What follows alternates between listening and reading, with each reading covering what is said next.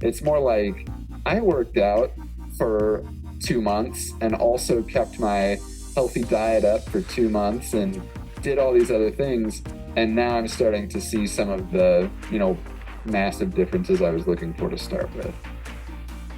How do I make this more exciting than oppressive? How do I get inspired? How do I create some more fun around holding myself to the things that are important to me?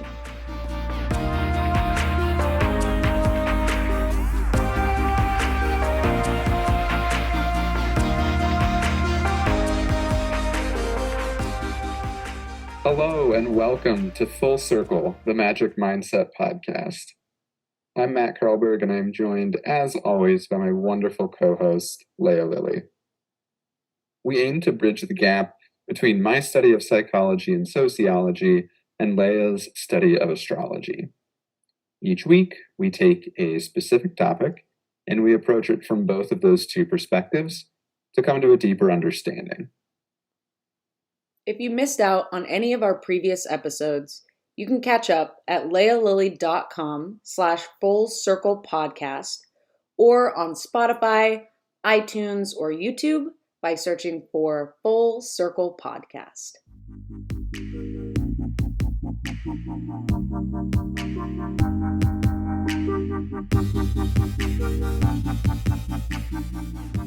Leah, would you say that the 30 minutes and 30 seconds segment is your favorite segment of the podcast?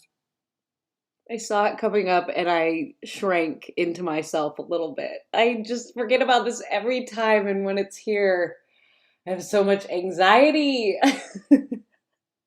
Do you sweat? Do you get sweaty like you're about to run a race or something? I just want to curl up in a little ball. That's kind of the feeling I get. We'll take away some of the pressure. I won't tell you how close you were to 30 seconds. Just know that me and all the listeners will know exactly how much time it took you. So I'll count you down. 3, 2, 1, go. In terms of willpower in astrology, we are looking at Mars. And Mars is going to be one of the most crucial points to look at because it indicates how we assert ourselves, how we take action, how we go after our goals, how we move forward. So looking at that can be really beneficial in terms of learning about what you inherently have going on in your willpower. Wow. I won't tell you what time it was because I told you I wouldn't, but I want to nice know. job. I want to know. Tell me. You want to know? Yeah. It was 20 seconds. Man, I just can't get this section. You're just averaging out. You're averaging pretty close to 30 seconds. This should be called Leah does it in however much time she feels like, and Matt hits 30 seconds. Yeah, last time I even had a little shout out. Was that last time? Yeah, it was. It was good. Recently I had a little shout out. So there you go, Mom and Dad. All right, I think I'm ready if you want to count me down. 3, 2, 1, go. Willpower is essentially taking short-term gratification and moving that gratification to long-term. I already forgot what time I started, so I don't know how long I've been going. But basically, it requires conscious effort, and it's typically going to need a pretty significant investment of resources. Willpower itself is finite and limited, and there's a lot of experiments and a lot of things that we can do to make it better. That was 31 seconds. Yeah, I think I kind of shortchanged it a little bit because there's a lot of things that we can do to make it better, but I really started to feel some of the pressure we were talking about with you. Yeah. I wasn't going to call it out, but thanks for doing it for me.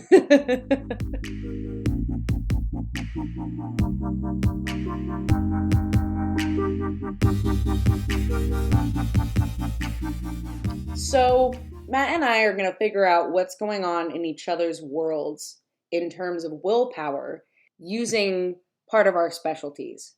So Matt, I am going to draw a tarot card for you, and we're going to see what's going on in the world of willpower through the tarot cards. Are you ready? I'm super ready. Yeah. All right, so just close your eyes for a second, take a deep breath, kind of settle in, drop your shoulders away from your ears. Notice where you may be holding tension in your body, kind of let that go. And take a deep breath in through the nose. And just let it out slowly.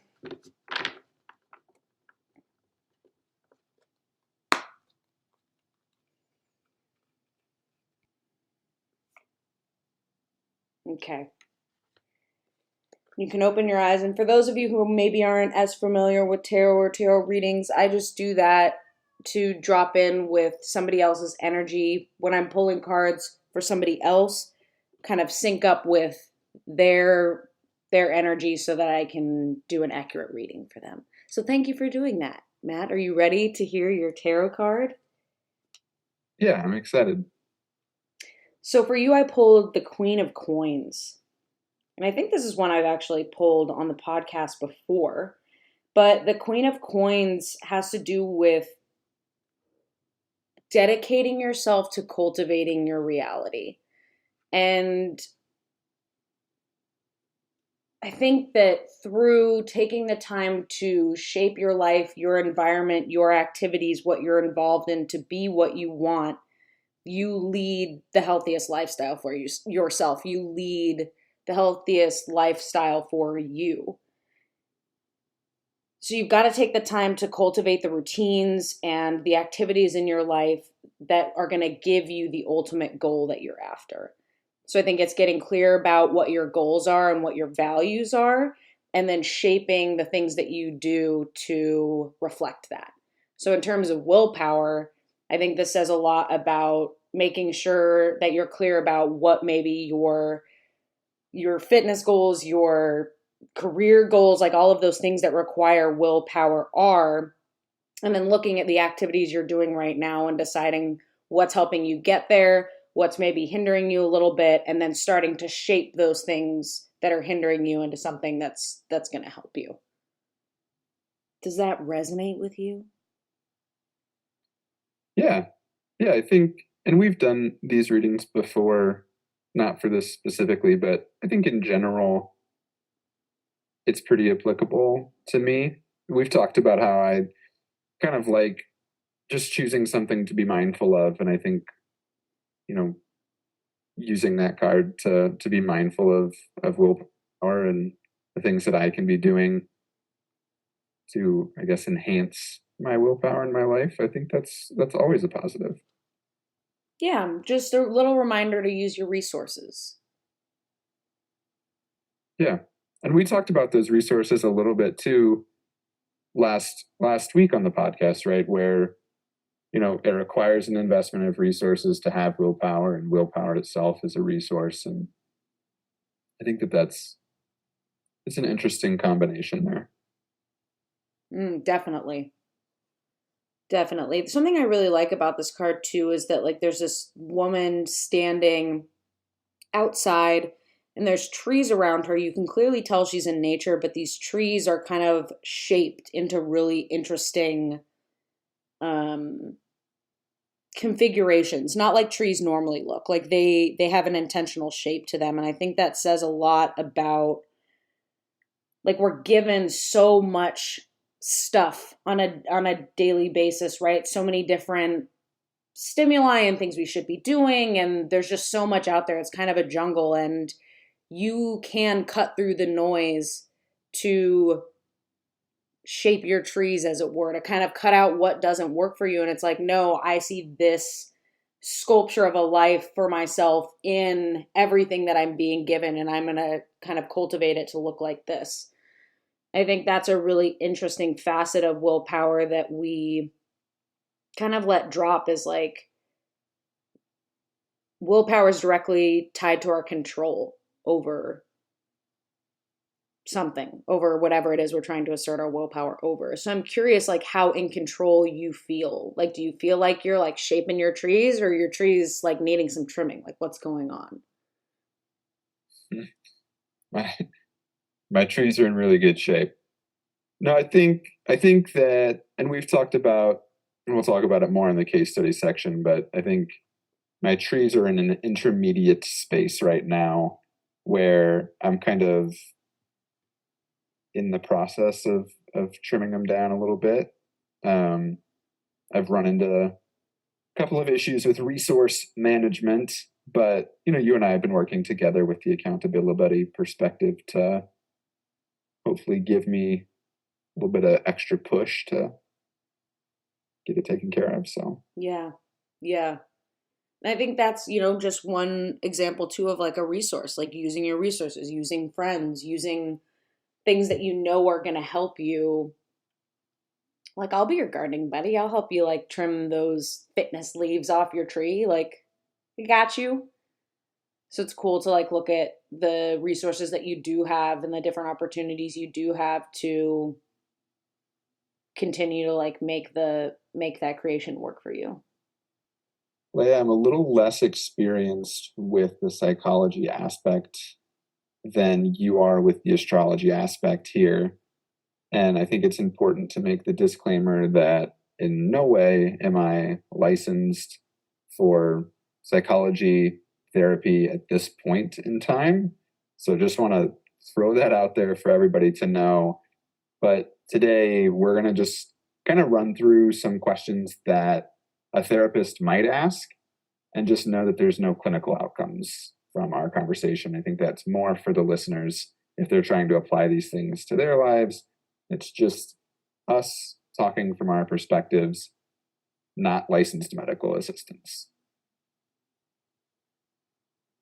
So with that, Leah, I'll ask just a couple of questions, and the questions are designed to help you kind of get to the root of any willpower issues that you're feeling. I think what it requires is that you understand some portion of you and your relationship with willpower to start with. The first question I'd like to ask is, what is the primary concern from your viewpoint? What's the number one problem that you have with willpower?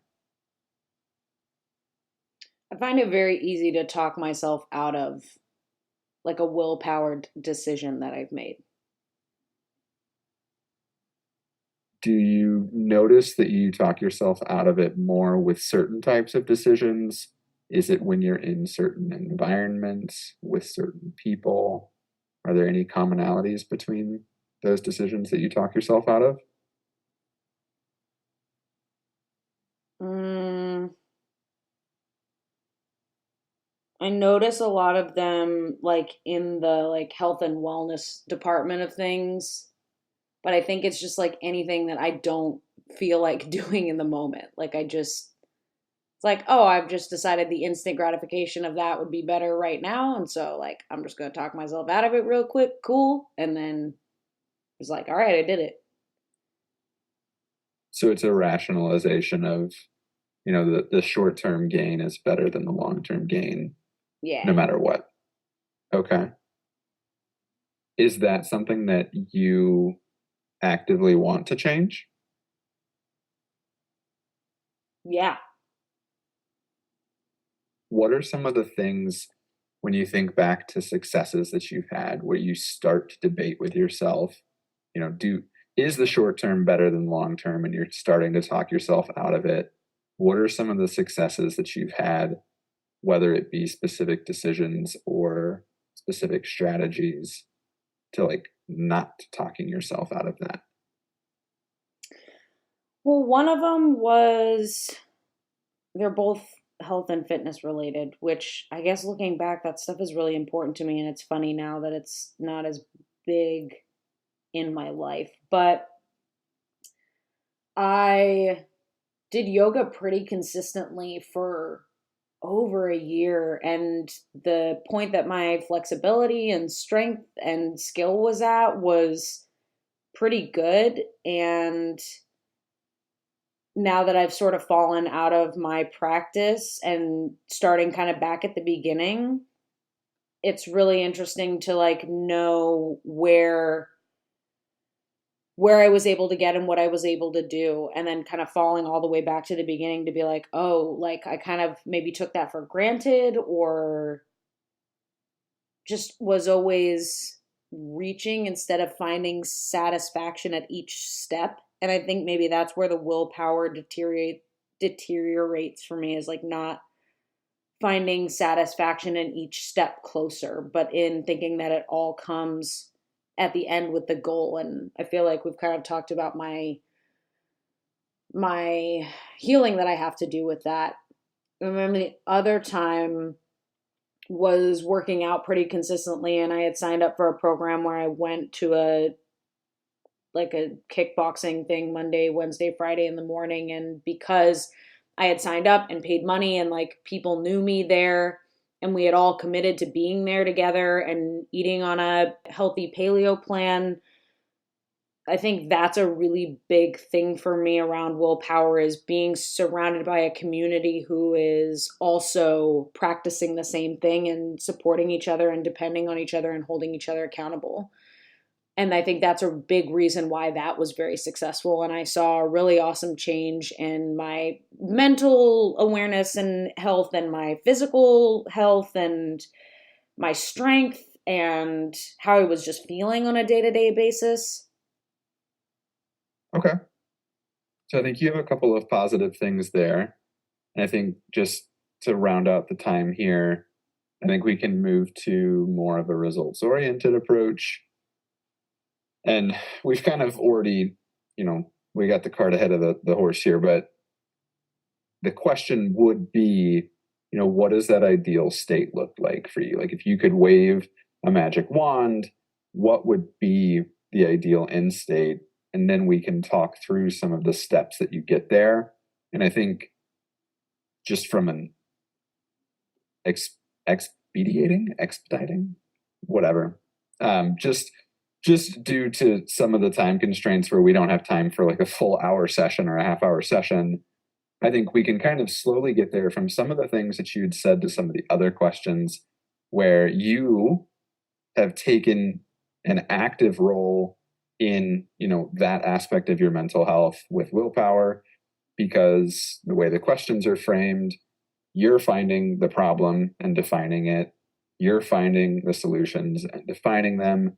And now you know what you need to do to make that better. Because the end of the day, I'm not the one I am going to be the one that's going to be there and help you. Like, you're my accountability buddy. But in most cases, in this type of relationship, where I'm pretending to be the licensed help, you would have to go off and do that on your own. So like, I think you can walk away from this with some pretty actionable things of like, I just need to build this community, whether that's, doing stuff with Clay or doing stuff with friends or, finding another external community to participate with.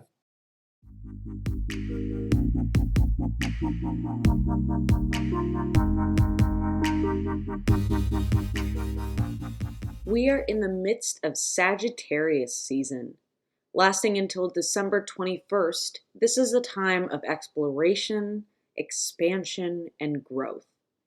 We are being forged in the fire during this one, my friends. Like a phoenix from the ashes, we will rise. The quality of Sagittarius I want to explore today is expansion. During Sagittarius season, it's natural for us to explore expansion. Expansiveness comes naturally to Sagittarians and weaves through Sagittarius season. The next few weeks will be a powerful time of sensing new opportunities that will help us grow, learn, and change. Expansion happens when we try something new. It encourages us to learn about ourselves and how we react in situations or circumstances that are foreign to us. This season is about putting yourself out there, opening yourself up to new things, and putting all you've learned and all of your skills to the test.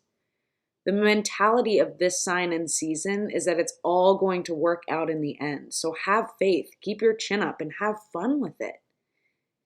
In addition to our quality from last week, which was exploration, you expand as you explore. Jupiter enters Capricorn today, Monday, December 2nd, 2019, and stays here until December 19th, 2020. This awakens a period of gaining wisdom and experience that you will ultimately add to your tool belt of what works best for you. It's time to create some concrete and demonstrable results. How can you create a system to measure your achievements over time? It might be time for a new system to keep you organized. So try some new things out over the next year. Remember, the first system you create for yourself or that you try might not be the one that works best for you. The right way to stay organized and accomplish your goals will come, so stay open and find the fun in trial and error.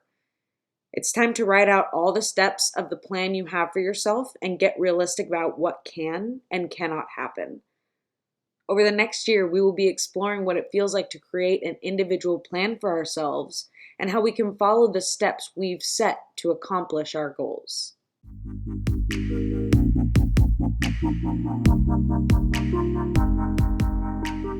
Extra, extra, read all about it. Our featured business this week is Thesis Books. This is one of the only places where you can judge a book by its cover. This unique business offers incredible and one-of-a-kind hand-bound journals and books. Thesis Books seeks to share imagination and curiosity with adventure of all kinds. They believe that each of us is full of personality and that what you write, draw, or read should reflect that. You're bound to like this amazing and creative business. Whether you're an avid reader or just looking for a nice planner, turn the page to thesisbooks.com.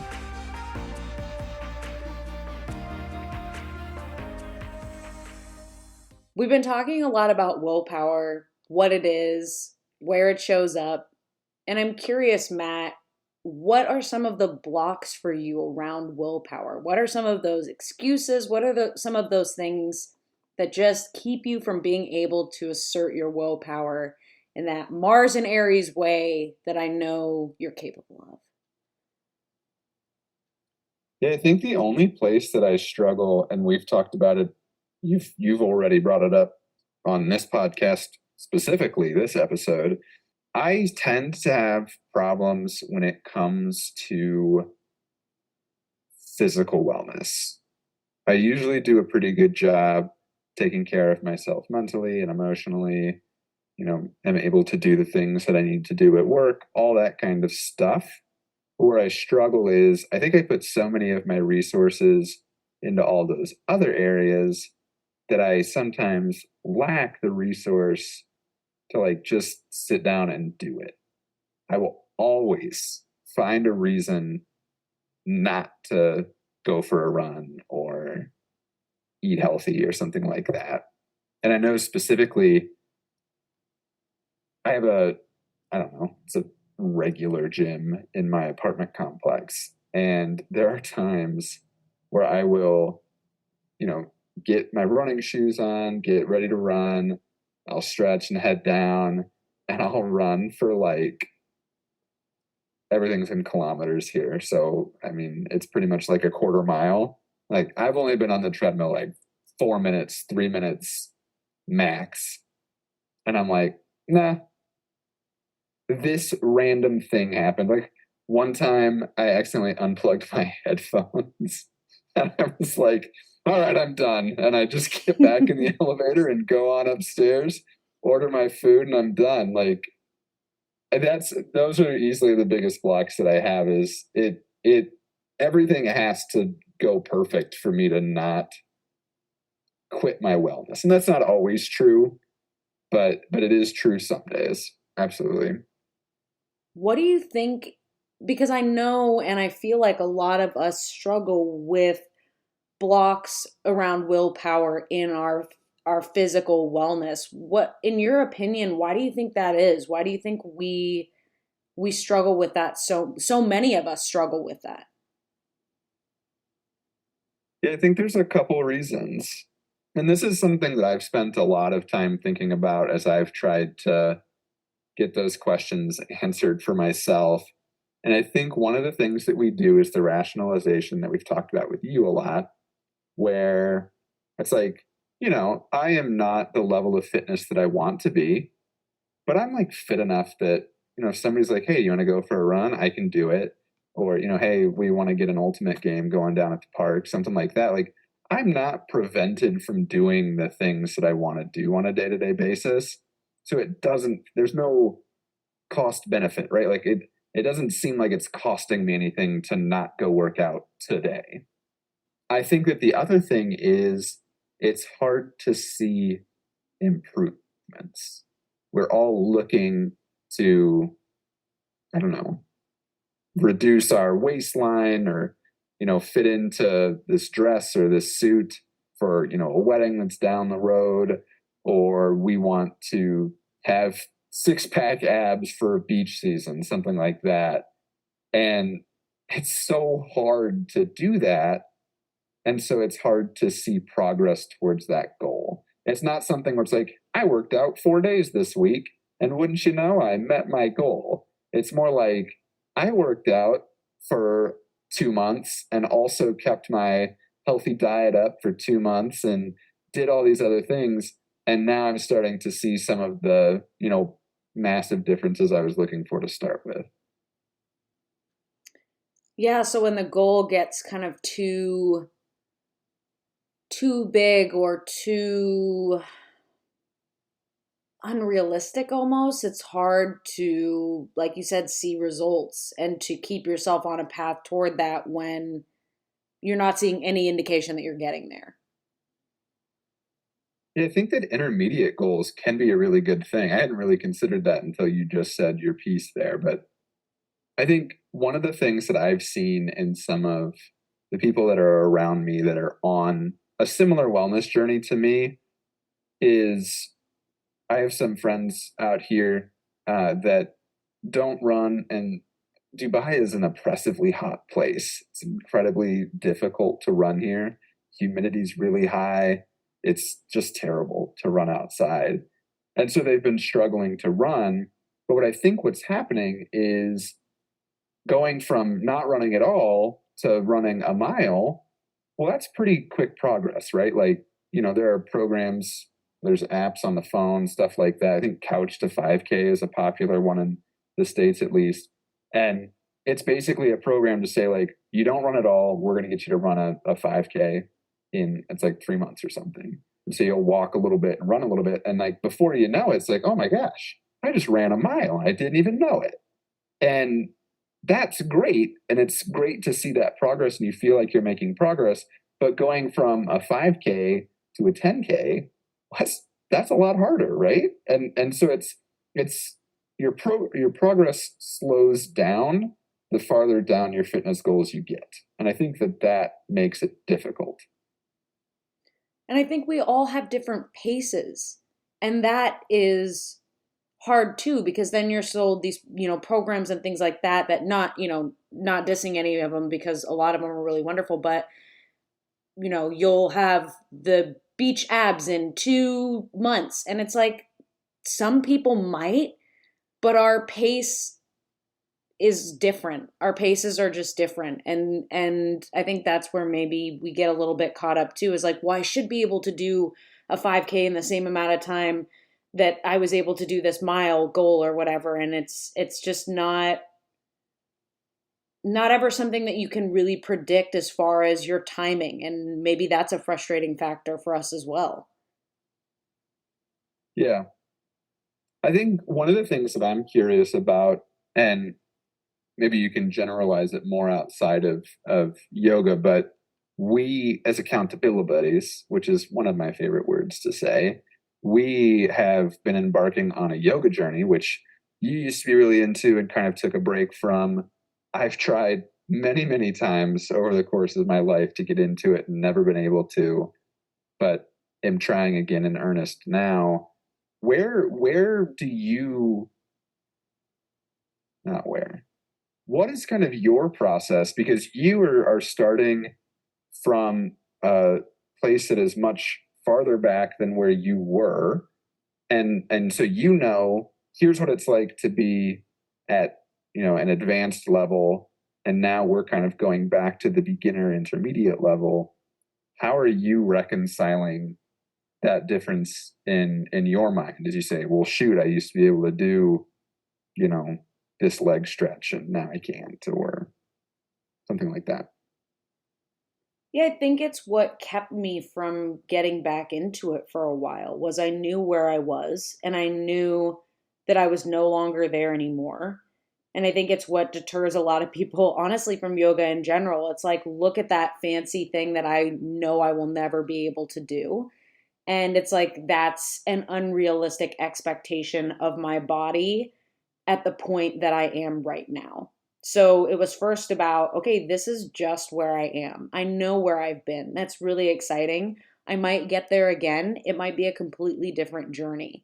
So I think I've been trying to derive inspiration from it instead of negative feelings from where I used to be to say, wow, like I remember there was a time where when I did forward fold, like my stomach was almost touching my thighs, and now my fingertips are like touching the floor again after this first week. And I'm like, oh my gosh, that's so exciting to like know that I'm getting steps closer where the first day my fingertips didn't touch the floor, I don't think one time. And I think that being inspired by where I was to slowly hit these milestones that I didn't take the time to appreciate the first time because I was so adamant on like kind of pushing myself and pushing my ability. And not that I'm like old now, but I was a couple years younger. And I think coming off of those like teenage years where we're able to kind of eat whatever and do crazy physical things, and then as you start to kind of get into your later 20s, like that doesn't come as easily anymore. Some things, again, not to say I'm not still young and spry. I'm, spring chicken over here. It's great. But yeah, I think the biggest thing is just not letting that stand in the way and stop me and make me upset, but say, wow, I know I have that ability and I'm going to be my own inspiration to kind of get back to some level of practice because it brought me so many wonderful things. And when I look back at it, it's like, I'm kind of disappointed that I let some of that go. I think that's such an interesting thought that you are able to say, like, here's what I was at the, advanced expert level. And now I can identify milestones as I move back towards that level of progress again. And, we've heard during my yoga experience with you while we go through our practices, I mean, there are things that the instructor is asking us to do that I just laugh out loud because it's so far out of the realm of possibility for me that it's just funny. But I think that I can start to identify some of those things with the types of exercise that I have more experience with and have been pretty good at in the past. And I hadn't really considered that before, that, maybe having attained it before makes it easier to attain it again if you can overcome the mental hurdle that you mentioned of, like, I know I'm really far behind where I used to be, so I just don't want to try again. Yeah, I mean, knowing you've done it, right? It's like I've run a 5K before, 5K is coming up. I know I can train and do it. Like, as opposed to that first time when it's like, this seems unapproachable. Like, I can't even begin to think about how I'm going to do this. And that I think needs some acknowledgement too, right? Like, even if you're looking at something, a fitness goal or something that you're looking at trying and you don't have that previous experience, like you, Matt, don't necessarily have like in our journeys in the difference of our yoga, there is a hurdle I think to get over there as well. And I'm curious what you think like that one is. I'm trying to decide if my approach is the same as other people in my situation. To me, when I'm doing something that's incredibly difficult for me, whether it's, you know, something at work, something exercise related, fitness related, I laugh. I find a lot of humor in that. And that's what makes me able to continue to try to do it. So for me, we're doing some of the poses that like there's just no chance for me to do them. I just do the best I can and just say, it doesn't even bother me that I'm not doing exactly what the instructor is saying. I'm just going to do this modified version and it'll be fine. And so I don't think that for me there is a hurdle because I don't think that there are any expectations of me. Because going into it, I just am assuming I'm not a flexible person. I don't really know a lot about yoga. And so I, there are zero expectations from anybody around me and from me myself. And so going in and just, I'm just happy to play the game. Like that's kind of the mentality, right? And so I think it makes it a lot easier. Whereas with running, for example, I started running again after not running for a while and generally letting my fitness slide. And it was very frustrating because it's like, I used to be able to go out and run X number of miles at X pace. And now all of a sudden, I'm struggling after half that amount at a slower pace. It's like, whoa, wait a second. This this isn't the way that it's supposed to be. So I think I actually do better when there are no expectations and I'm doing something new for the first time than I do when I'm trying something I've done before and not doing as well. So I think it's this willingness to be a beginner again, to just be a beginner. I think a lot of us don't want to look foolish. We don't want to look like we don't know what we're doing. And that might be that hindrance there, that it's like, well, I don't want to fall, or I don't want to embarrass myself by not being able to touch the floor when other people can. When I think you find this, like, okay, that's clearly not within the realm of my body, but I'm going to do the best I can. And there's no expectation of me from any, I'm not living up to anybody's expectation, and maybe like I'm not living up to my own unrealistic expectation. I'm just going to let myself be a beginner. It would be like if somebody said, here's a piano, sit down and play this piece. I know you'd never practiced before, but just play it perfectly. It's like that's such an unrealistic expectation. So like letting yourself kind of let go of any expectations that you have and just be there to be a beginner again. I think that also takes some of the pressure off of willpower too. Like, I think there's so much serious energy that surrounds it. Like, I've got to commit to this and I've got to stick to it. And like, it's just so pressured. And when you can say, I'm going to explore this and try my best and do what I can and find those milestones and appreciate the small differences I see that add up over time, then you can start to approach willpower in a little bit more of an excited, inspiring way than this oppressive like thing you have to do and fight against.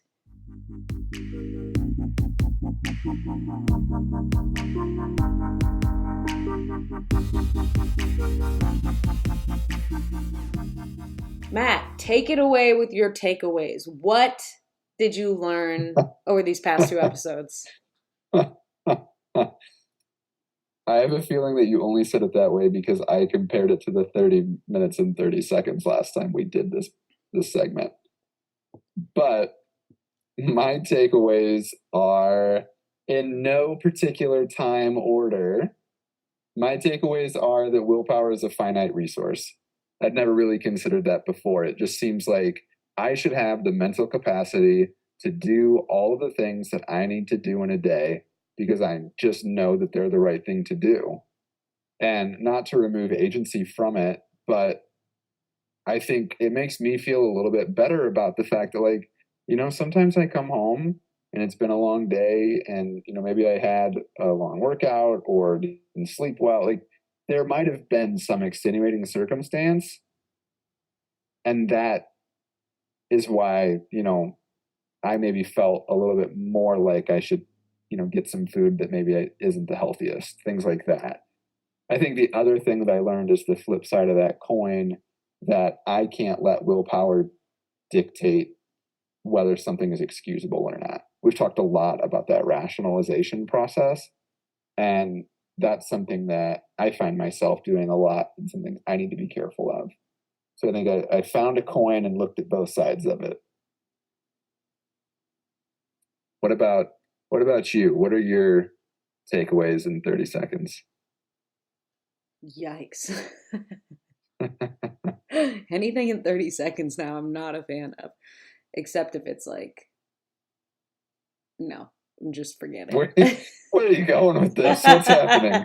Why don't you just jump into some takeaways for us? I'd love to hear them. Yeah, let's get your head out of the gutter. So I am taking away from these past 2 episodes a lot about willpower. Actually, I think we've got to observe what's going on with our willpower as it is. Where are you right now? Just looking at a couple different areas in life that are important to you and saying, okay, how am I doing here? And then from there, starting to figure out, okay, how do I make this more exciting than oppressive? How do I get inspired? How do I create some more fun around holding myself to the things that are important to me?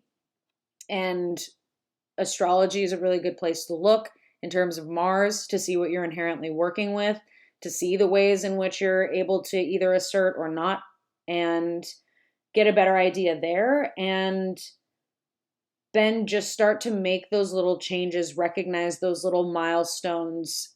I think the biggest lesson for me has been, how do you kind of break this down into a little bit smaller of a scale to realize those intermediate goals, to find success in each time that you're able to stick with it, versus putting all the stock in the end goal of, when I've done this, I'll have like eaten well for 2 months, or when I, have gotten through this schedule of holding myself to 9 to 5 work days for 3 months, then I'll feel this way, as opposed to just finding joy in each time that you're able to do it and being like, wow, okay, another day I get to add another skill I get to put into my tool belt. So assessing where you're at and then making some small changes and taking pride in those changes that you're able to make.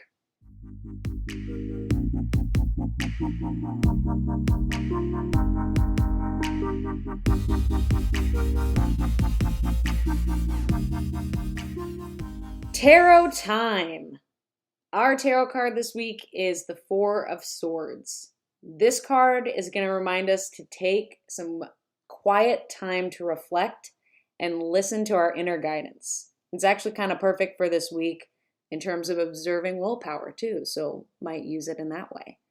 You may have a question or two on your mind lately that you've been trying to answer. You may be coming off a difficult time. We're so often searching for guidance and answers to our quandaries outside of ourselves.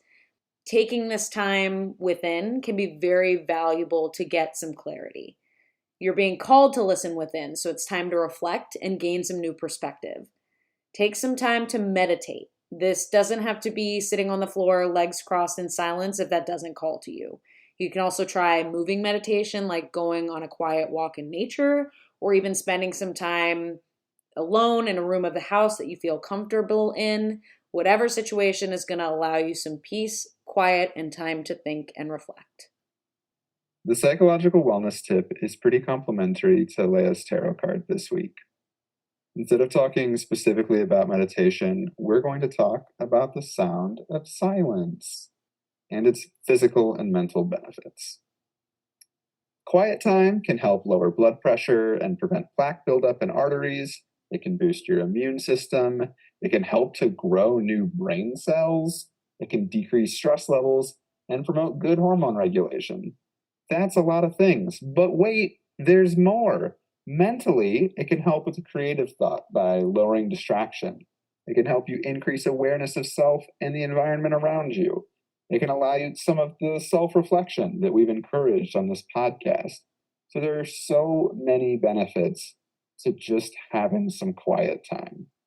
And you might say, Matt, sometimes it's boring to be in the quiet.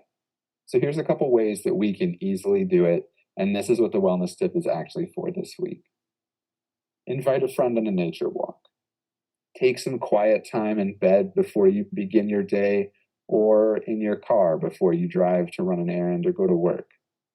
Maybe you can do some of the meditation that Leia mentioned earlier and that we've mentioned previously on the podcast. All these things will help you naturally build in some quiet time into your day so that you can reap the benefits that we talked about before.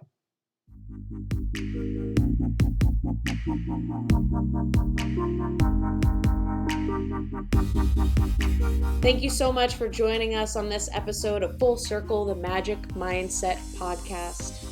If you want to learn more about us or hear previous episodes, you can visit lealily.com/fullcirclepodcast. There you can find previous episodes and also our show notes where we include previous tarot polls, links, and more extras from each of our episodes. You can also engage with us on Twitter at fullcircle_pod. And we also have a community on Facebook under Full Circle, the Magic Mindset Podcast, where we hope to communicate and talk with you. You can share your insights, your thoughts on our themes, and more in that community. If you want to listen to more of our episodes, we are on Spotify and iTunes, and also on my website. We release new episodes every Monday. Thanks so much for joining us, and we'll talk to you next week.